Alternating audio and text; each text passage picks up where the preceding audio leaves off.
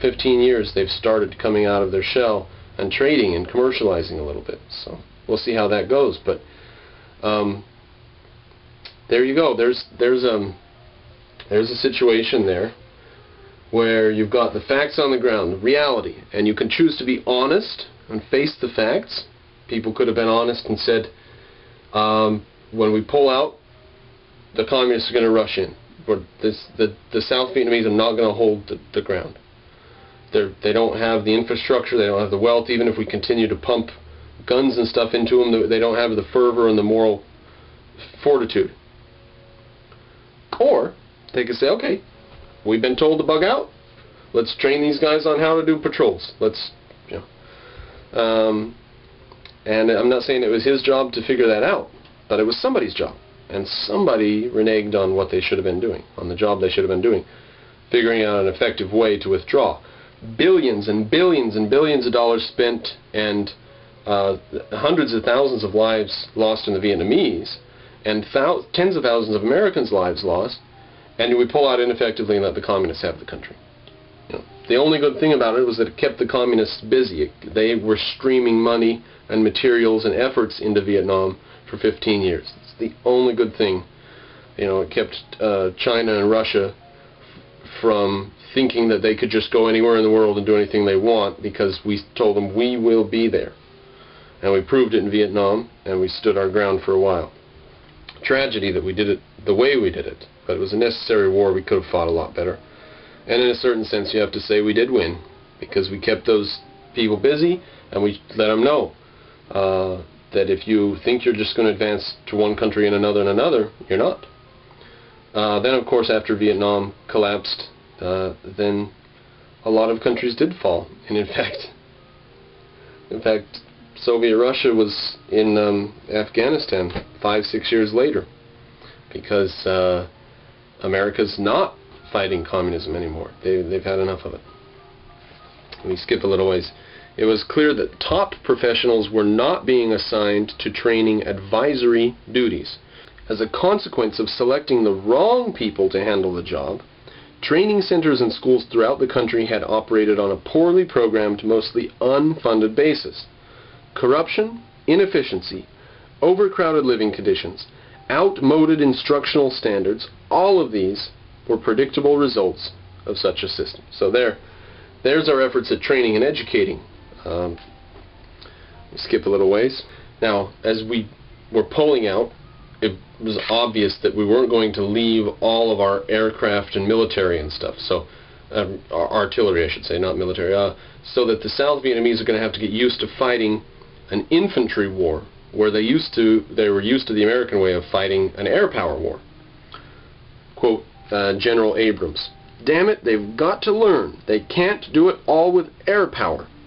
They've got to do it on the ground with infantry. If they don't, it's all been in vain," he says. Now, Israel did a lot with air power. Israel did a hell of a lot with air power. So I'm not saying it's impossible to do just using air power. But the problem with the Vietnamese isn't, he says they've got to learn they can't do it all with air power. The problem was the Vietnamese weren't going to have the air power after we left. So they were relying not on a tactic that wouldn't work, as he implies, but on a tactic that they didn't even have the machinery to work with. So as the day grows closer, when the South Vietnamese army is on its own, they are not doing anything to become the army they need to be to fight with the stuff they've got. They were just not. And they got their just rewards for that. They got their just desserts. They lived in a communist country, the ones that survived. Sad, sad situation. Skip a little bit. As products of a relatively classless society, American advisors often failed to come to grips with class consciousness in the Vietnamese military. One of the primary, Christopher Hitchens says that America does have a class system and it is an empire. He says that's the big secret. Everybody knows that, but nobody says it. And he knows it doesn't justify it. No, Americans don't even understand the issue of class. We do have a word for people who look down on other people, They're called snobs, but there are a lot of wealthy people in America who were not part of the upper classes, and they still have backyard Brooklyn accents and stuff. So we just don't understand class. It's just not part of our comprehension of the situation. But in the Vietnamese military it was, and it was better in the Vietnamese military to have someone from one of the upper, more prestigious, higher class person as a leader, rather than a more intelligent and motivated person who's from a lower echelon in society. So you can see how that would mess things up for the Vietnamese. One of the primary themes of leadership for the effective U.S. officer is that the well-being of his men must come first. U.S. advisors threw up their hands of failures in leadership on the part of the Vietnamese officers when they displayed callousness towards their men. So the U.S. officers sort of take themselves to be the man, like, I'm responsible for these men's lives and well-being. These are the sons of citizens of America, and I'm responsible for keeping them safe and competently advising them. And the South Vietnamese officers, who probably just enjoyed the cushy pay of a military position, and some of them were even traitors from the North, the South Vietnamese were just not as interested in effective leadership. So, like I said before, to come into this country and be nice to these people and try to give them freedom, it seems less effective than to come into this country and tell these people, we're not going to let your country go communist, and we're going to stop communism even if we have to kill half of you. Communism's not taking over this country, and it's not going past these borders. It's not going to go further. If we think that's important, then we need to stop worrying about every little village and hamlet. By worrying about every little village and hamlet, look where it got us. So this commander wrote a letter to his wife, and he says that the Mandarin attitude of the South Vietnamese officers and their incompetence, corruption, and timidity, these officers have no concern for the welfare of their men, he says in this letter to his wife. And then the narrator comments, under such leadership, the men often responded with lackluster performance. So you got leaders who don't care too much, and you got soldiers then who don't care near as much.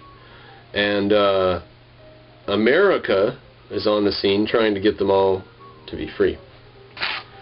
The critical absence of leadership, according to Salzer, was in large part the fault of the United States, which instituted Vietnamization only after the U.S. decided to phase out of Vietnam. Right? So we should have been training everybody to take over from day one, maybe. To train the officers, to imbue them with the elements of leadership, is a job that takes time, Salzer said. To do that kind of a job in a 3-year time frame is very risky. The bread just cannot be baked all the way through. We should have started this process much earlier and continued it much longer. Now, I just don't know. We didn't do a Germanization when we pulled out of Germany. In fact, we're still there. We didn't do a Japanesization. Why the Vietnamesization? Because we weren't fighting the war effectively. So it led to one bad decision after another, and finally this calamity of saying we're going to let the South Vietnamese take over a job that they don't want to do for themselves.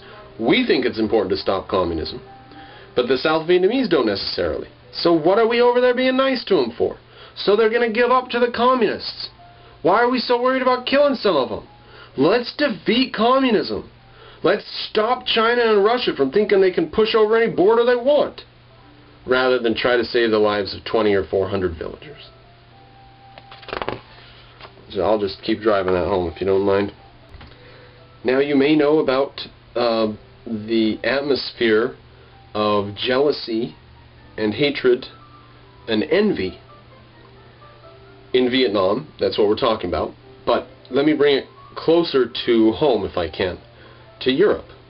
You know, the amount of envy in Europe is bizarre. The best way to insult somebody, I've found British intellectuals insult